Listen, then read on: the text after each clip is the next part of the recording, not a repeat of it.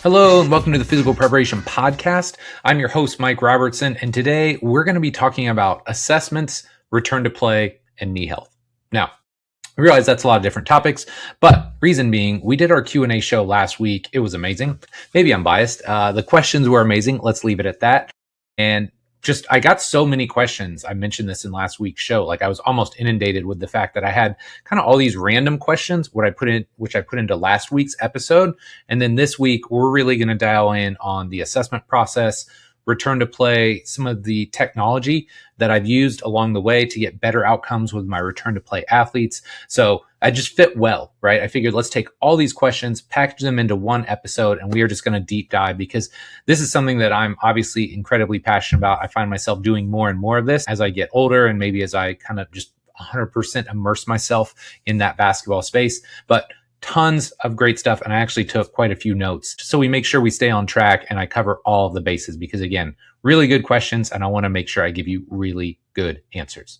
So we're going to take a quick break and then we'll jump into this awesome new episode of the Physical Prep Podcast. Okay, let's jump right in. Our first question comes from Tyler. And yes, some of these questions are a little long, but that's all right. I think I'm going to give you all of the context. So Tyler says, love the show. Thank you, Tyler. Tyler says, I work in the S&C department for a soccer academy, and we've got some great athletes, but minimal resources as a department. Beyond connecting with their physios, what are some of the best strategies I can employ when monitoring and programming for return to play without much equipment, i.e. force plates? The main issues we are seeing are knee ligament injuries, hamstring injuries, and Achilles tendon issues. So Tyler, first off, I can totally relate with where you're coming from here. When I worked for the Indy 11 from basically 2014 to 2019, I didn't have a lot of tech. I didn't have a lot of resources. And so understand 1,000% where you're coming from. And what I want to do first is kind of walk you through like the 6 steps that I think every athlete has to go to on their return to play path. And once I've identified those, then we can go through and we can talk about some specific use cases, if you will, or some specific applications that I think will help you out.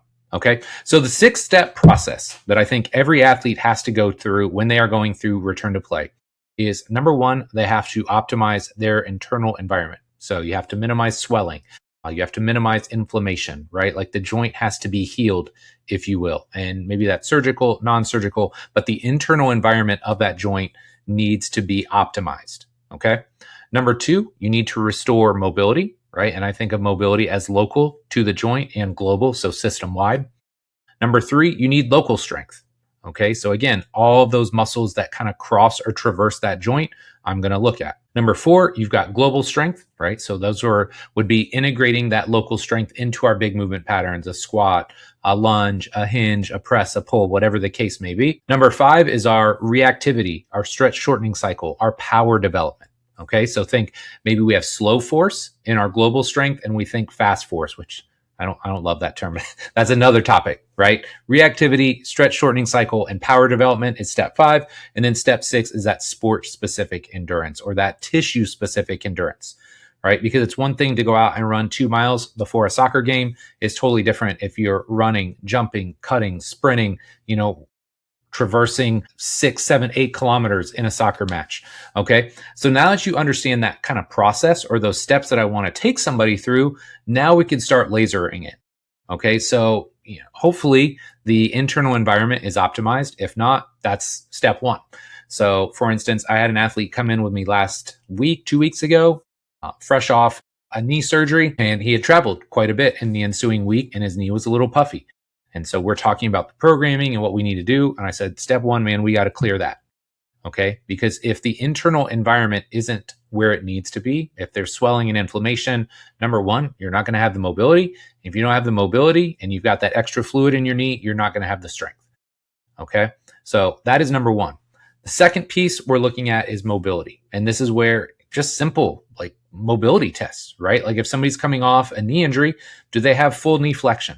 Do they have full knee extension? Generally, I'm going to assess at least the joint above and below as well. So, what's going on at their ankle? What's going on at their hip? And when I say I'm going to assess it, sometimes I will do that. If it's a bigger case or it's somebody that's a little bit more complex, I'm absolutely going to have my physical therapist or my physio, whoever I'm coordinating that rehab with, I'm going to have them assess that for me as well. Okay. So we're going to look at mobility, both locally and total body. So depending on where they're at in their rehab, maybe they're ready to start lunging. Maybe they're ready to start doing a squatting type pattern. Okay, cool. How does that fit? Can they reintegrate whether it's knee motion, ankle motion into those total body activities? Next is where I think we can start to pay more dividends, especially as S&C coaches. And we're kind of like teetering on that line where when we talk about local strength, maybe this is the realm and the domain of the PT or the AT, but I think this is where we can really start to collaborate and start to come together. So maybe it's, again, if somebody's coming off a knee injury like an ACL, big things I'm looking at are leg extension strength, leg curl strength, calf, like soleus, plantar flexor strength. So I'm looking at all those surrounding areas. Now, you might say, well, Mike, I don't have the technology, and that's okay. I mean, I've had athletes where I'll put them on a leg extension. Somebody will say, oh, my knees bothered me for a while. Okay, cool. Let's just do like a 10 to 15 rep max on a leg extension on your unaffected side. Okay, cool. You can do 100 pounds with that, and it's not an issue. And then we go to the affected side, and I'm not kidding. Last year, I had an athlete that I'd never worked with before, and it was about that kind of asymmetry where it's like 100 pounds on his left leg for a leg extension. He could only do 30 on his right side. So you don't need any tech to evaluate that, right? That's incredibly low hanging fruit. If I just build up his strength in his quadriceps, he's probably going to move and feel better. So start to think about what isolated muscle strength tests can you do. Another one, when people are coming off Achilles injuries or calf strains, is just a body weight calf raise test. Okay. And so you put them on a metronome. It's 1 second up, 1 second down. You keep them on that metronome, right? And they need to go through full range of motion. But hey, how many reps can you do on your unaffected side versus how many can you do on your affected side? So there's so many different isolated strength tests, and you don't need a lot of tech. If you have tech, it might help.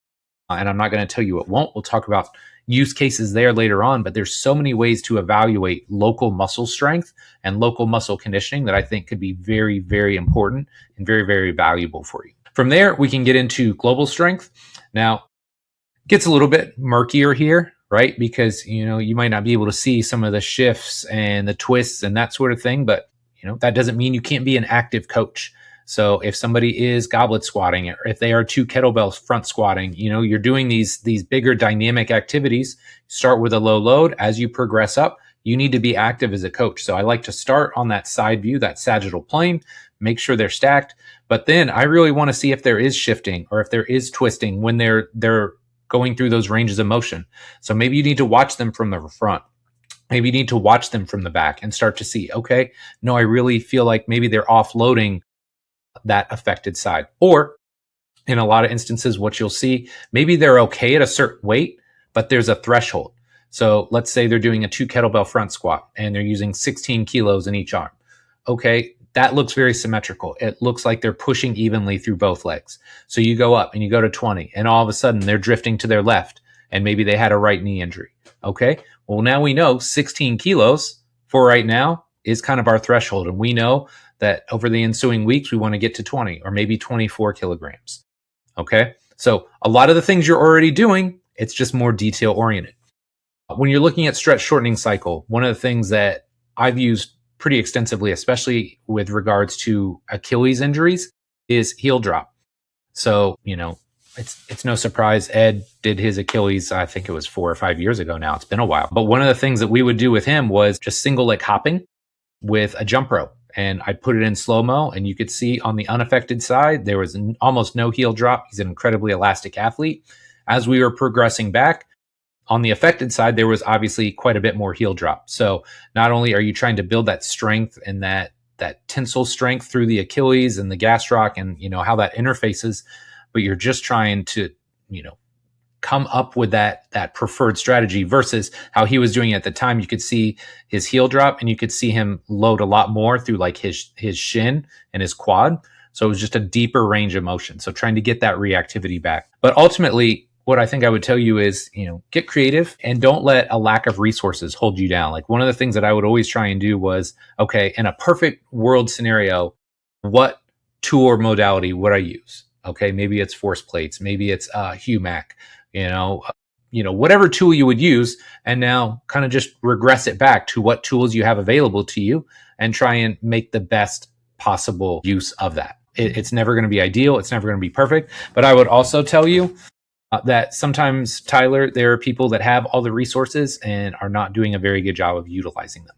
Okay. And so that was something I always took pride in. I didn't have all the resources. I'm not like a huge NBA team or NFL team, English Premier League team. I don't have all the resources and tools and gadgets, but I always did my best just trying to just focus in on those details. And if you can dial in the details, if you can become like a really elite coach and do the best with the resources that you have, I think in a lot of cases, you're going to get 90% of what you need to out of the rehab process. So great question, man. Pretty long answer, but I hope it helps. Okay, next, Peter has like 3 questions all in one. So I'll read them all and then we'll dive in. So Peter says, can you dive into your intake or assessment process, both for athletes and Gen Pop clients, along with your why for doing what you do? So that's number 1. Number 2 says, can you dive into the tech you are using, i.e. force plates, and what specific metrics you use and why? Very loaded question. And then number 3, are you using VBT? If so, how are you applying it for both athletes and general pop clients? Okay, so Peter, let's start with the intake and assessment. For my Gen Pop people, it's very, very basic. We do a couple questions. I really just try and get a real read on who they are as human beings.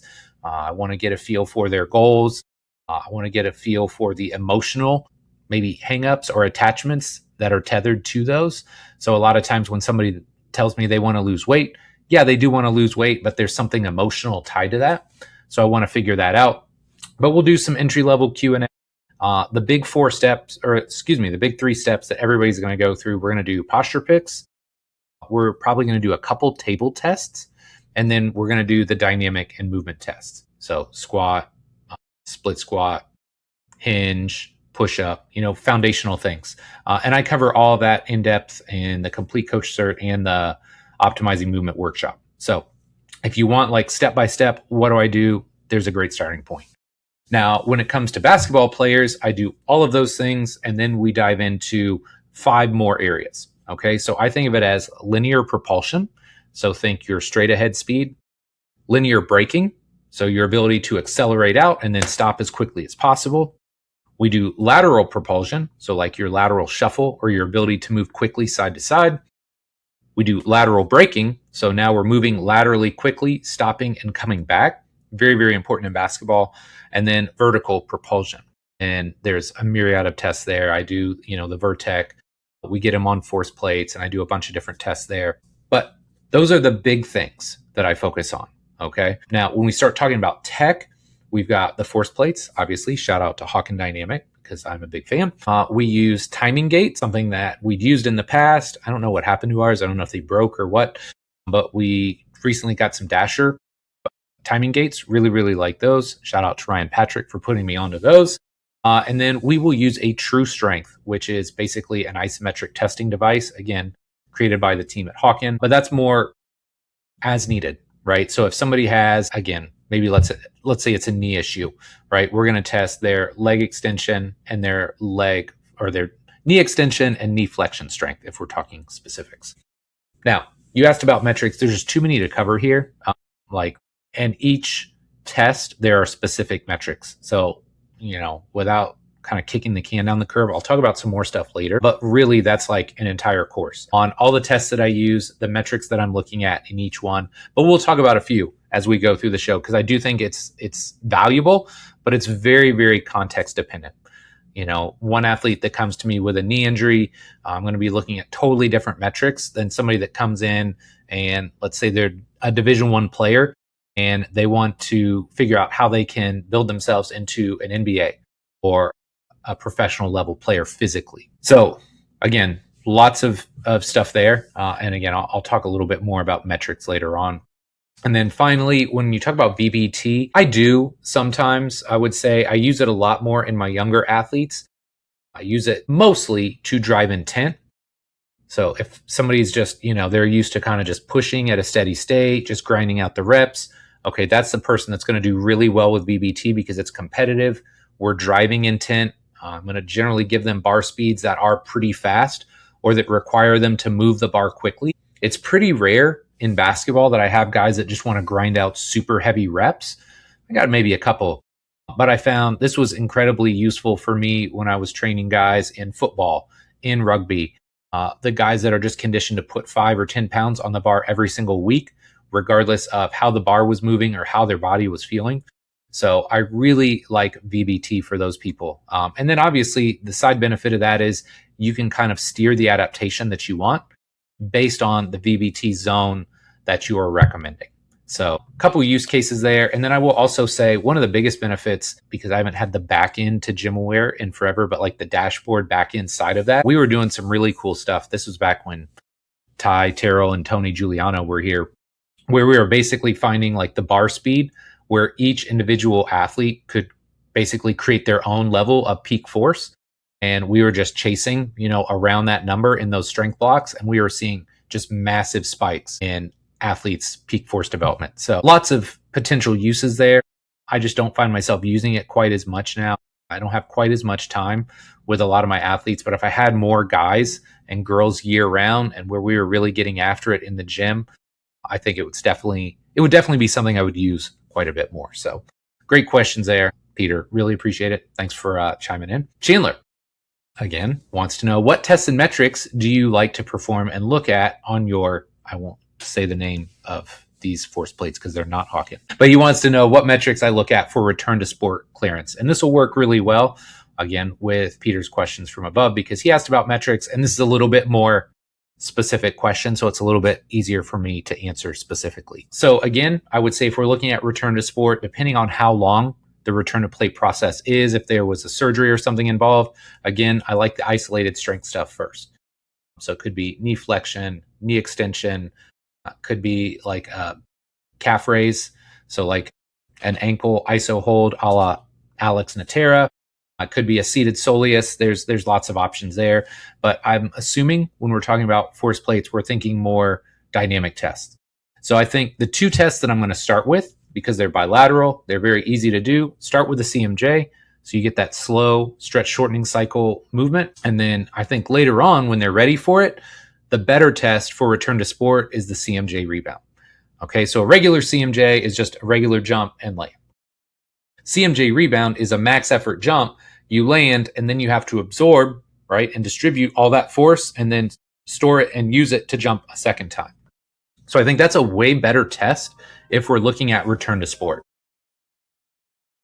Sorry, people are calling. So start with those two tests, CMJ and CMJ rebound. Now, the great thing about Hawken is they also have an asymmetry report. Okay, and so the asymmetry report has the metrics that I'm looking at. So I created all these myself, and now they just have it in one report that's very nice. And it's got like just a bar graph in the middle, and then it's got the asymmetry going left or right. Even better, it's color coded. So, if you're under 10%, it's green. If it's between 11 and 15%, it's yellow. And if it's greater than 15%, it's red. So it's very clear, very easy to delineate what athletes are potentially more at risk, or that I would be probably tracking a little bit more rigorously based on the color coding there. But the tests that they look at are left-right average, the metrics they're looking at are left-right average braking force, left-right average braking RFD, and I have that in bold. Come back to that. Left-right peak braking force, left-right average propulsive force, and then left-right peak propulsive force. So again, they're looking at braking, they're looking at propulsion, but the reason I have the left-right average braking RFD down is it's a rate-dependent test, so obviously super important for sport. And I will also tell you, I feel like that's where most of my athletes will struggle. Like if I have athletes that are, consistently maybe a little bit beat up, or the ones that consistently kind of, my knees are kind of tweaky, they're kind of sore. That left-right average braking RFD is almost always the one that I have issues with. Okay, so that's definitely a metric I would be tracking. And then if you want to dig a little bit deeper, or maybe you've progressed beyond the CMJ and the CMJ rebound, I would be looking at a single leg CMJ. And again, it's not as pretty as the standard CMJ. If you watch enough single leg CMJs, nobody feels like they're super dynamic and explosive when they do that. But I think it's a good one for teasing out asymmetry. And then depending on the issue, right? If it's a lower extremity issue or an Achilles or foot issue, I'd be looking at that 10-5 multi-rebound test. And I would be looking at how well they're distributing forces there, and what their reactivity or any asymmetries they have between sides. So Chandler, I hope that helps. Again, it's a really broad question. You pared it down a little bit for me, but I hope that helps you out. Next, we have Patrick. And Patrick might get an award for the longest question because it's really 3 questions. But Patrick wants to know, when an athlete is progressing through a longer term rehab process, what does an ideal collaboration between the clinician and performance coach look like from the initial stages of rehab through return to performance? More specifically, and he's got 3 kind of questions here. Number 1, how should communication between the clinician and performance coach evolve throughout each phase of the rehab process? Number 2, from the performance side, what objective benchmarks, testing data, or programming considerations are most valuable during decision making? And then number 3, when the clinician is external to your organization, what strategies help create a seamless transition back into performance training and ultimately optimize athlete outcomes? So, long question, but Patrick, incredibly solid questions here, man. I appreciate that, and I just appreciate the clear communication. So speaking of, let's start with your first question, which is all about communication. So the way I think about it, a great long-term rehab or return to play process is, initially the physical therapist or physio, whatever, part of the world you live in, they are the lead, right? They are the person that's taking the lead on this. And so essentially, as the rehab process goes on, they go from their most relevant on the day-to-day, right? And it just kind of trends down. Now, on the flip side of that, the strength coach probably goes from their least relevant early on, and they trend up to where at the end of the process, and they're transitioning them back on the court or giving them back to the team, they're most relevant, are most important. So it's almost this trade-off. But one of the things that I always try and help people understand, or one of the things that I think is incredibly valuable, is that all stakeholders are involved from day one, and they are involved throughout the entire process. So for instance, if it's day one and somebody's coming off an ACL, okay, we know the physical therapist or the physio is going to take the lead there. Now, I still want to be in the room because I want to know the discussions. I want to know what's going on, just the overarching feel and vibe of the process.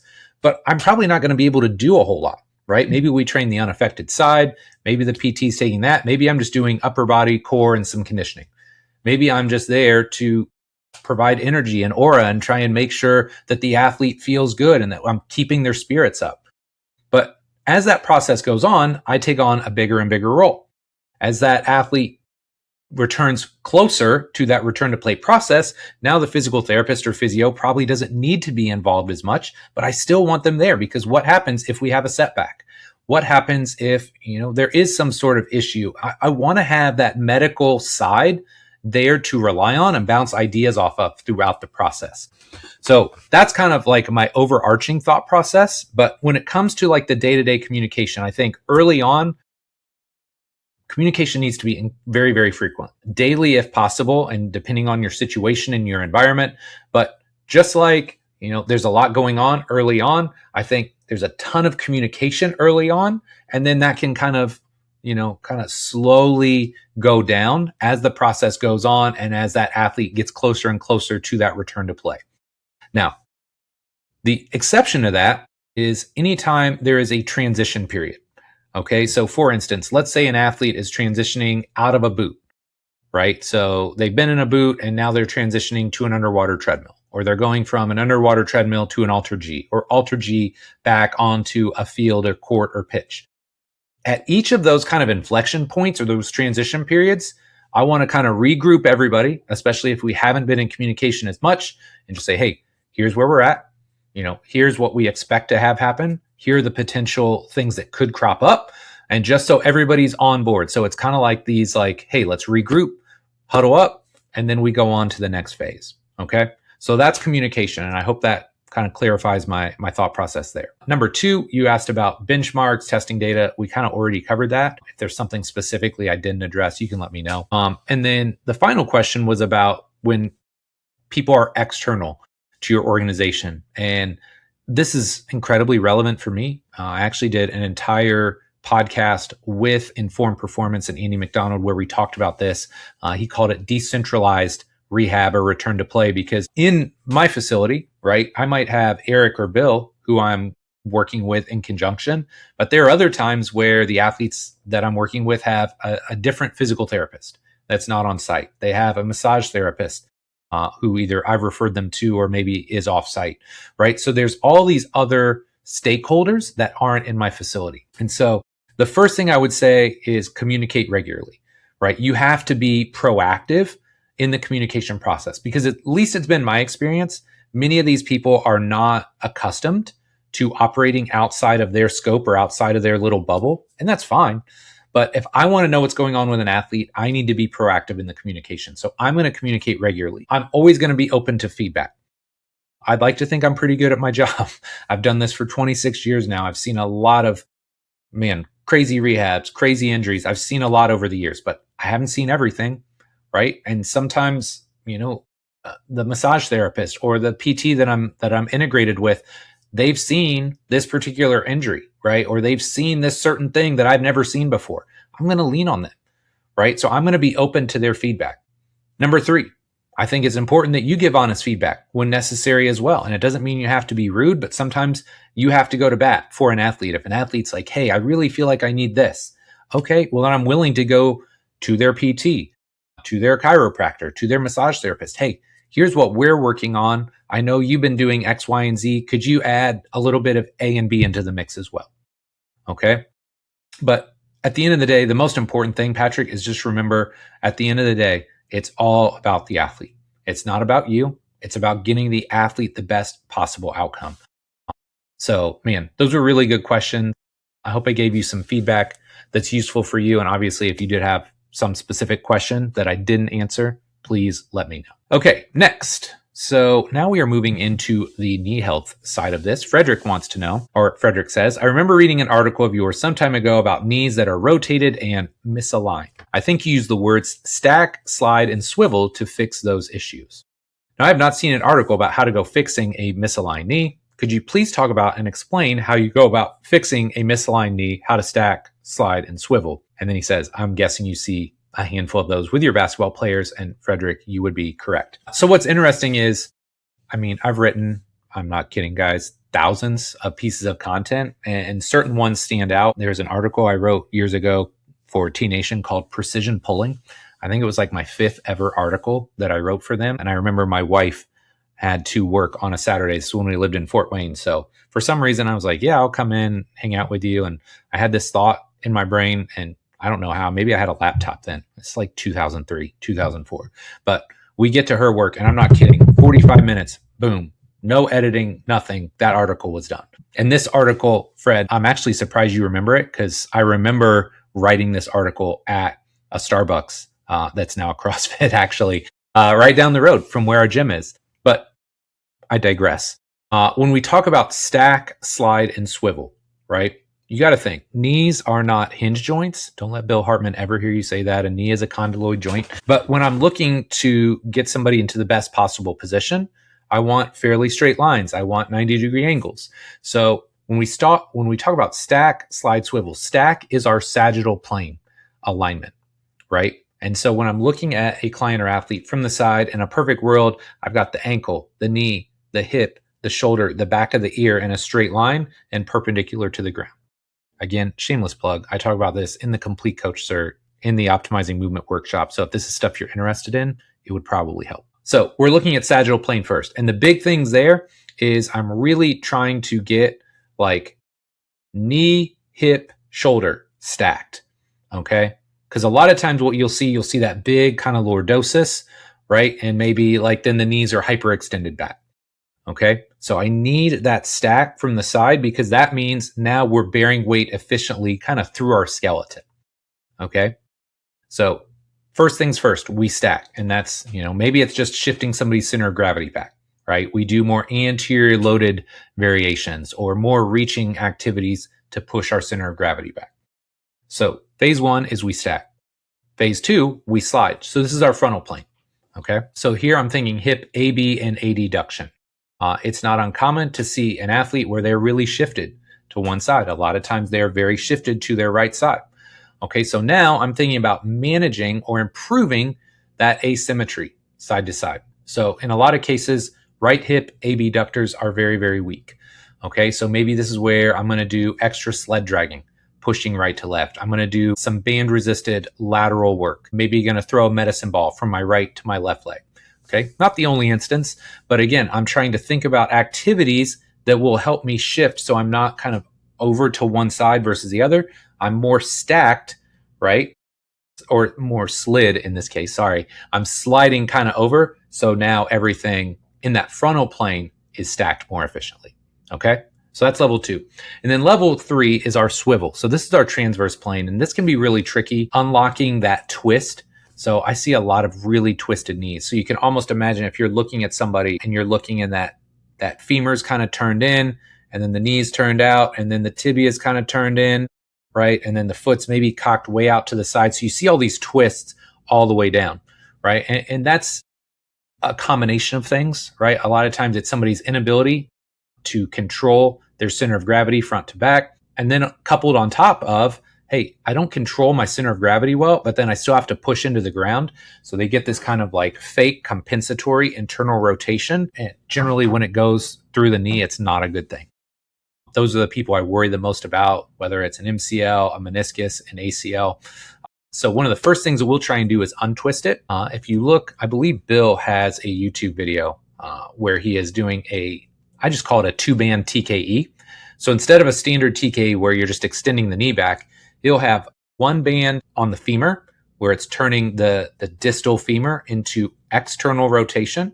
And then he's got another band on the tibia, and it's taking the top of the tibia and turning it into internal rotation. So you're trying to get that twist to kind of untwist and line back up. Okay. Now that would be like the starting point. So maybe we do some resets there, try and untwist it. But a lot of times that person needs some foot and ankle mobility work. They need to find their heels again. So a lot of activities that promote finding heels, whether it's reaching or anterior loaded squat variations, heels elevated squat variations, front foot elevated split squat variations. Those things are super important. And then the final piece here is proper execution. So a lot of times what I'll have to talk about is when you are on the side that's got the twisted knee, you need to have that strong tripod foot position.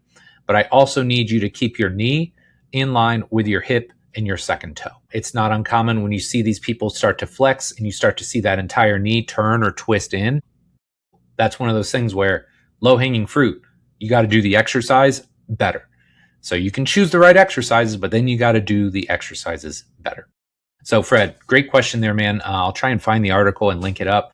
It's been a while since I wrote that one, but I do think it's definitely still valuable and definitely something that I still think about every single day when I'm working with my basketball players. Okay, guys, couple left here. A little bit of cleanup because these last two guys got their questions in late, but I'm not mad. So the first one is James. James says, how has your R7 program changed from the CERT course that you have, which I went through, to now R7 for basketball? James, this might be the easiest answer. The system itself never changes, right? It's always R1, release, reset, readiness, reactive, resistance, resiliency, and recovery, right? The 7 Rs never change. Think of it as an allocation, right? So if I'm doing a Gen Pop client, let's say 40, 50 plus, we might spend a lot of time R1 through R3, a very little bit of time in R4 doing reactive work, more time in the resistance portion, a little bit of conditioning in R6, and then R7, try and just get them feeling good before they walk out the door. So the 7 Rs never change, but the allocation of the resources definitely will. So if I'm training a basketball player early off season, it may look a lot like that too. But as we progress, right, when we get into that second training block where I need to top off their strength or I need to top off their force production, we're probably going to do a lot of force producing activities, but hey, we're always going to have speed and power work in there. We're always going to have conditioning in their programming. That final block before they go to training camp, we're going to do a lot of stuff in R4, right? R5 is more maintenance and R6 is probably topped off again because we want to make sure they're fit and they're fresh going into to camp. So just understand that the system is the system. And this is something that I've tried to help people understand for the better part of, 15 years now. R7 works for anybody. Like it genuinely does. It can work in any environment for any athlete, any client. It really just comes down to what your philosophy is and the types of people that you're working with and how you allocate your time and your resources amongst those 7 Rs. So hope that helps, James. And then last one, John, I'm mad at you, man. Could have got this in sooner, but this man's getting married, so I think he was busy. John wants to know, or says, I'm not sure I truly understand the cue, find your arch, in reference to lateral speed work. What's the rationale behind the cue, and how does it make the movement more efficient? So this is a great question, John. So think about, first and foremost, action reaction, right? Or Newton's third law of motion. So if I want to go forward, I have to push down and back, right? Like that's acceleration mechanics. So if I want to go to my left, I have to push with my right foot, right? Push with my right to go left. So I got my foot model here, right? If I want to do that, I need to be able to pronate my foot. I need to evert. So I need to find this medial arch and the inside of my heel, right? And Bill's talked about this forever, right? But in the basketball context, I need to have this motion through my foot, right? Because now just imagine where this ankle is going to push me. It's going to push me to my left. So finding the arch is such a big piece. And one of the things that I find, a couple instances, number one, people that are incredibly supinated very much struggle with this, right? Like they don't have full pronation, so they're always pushing through the outside of their feet. Very problematic.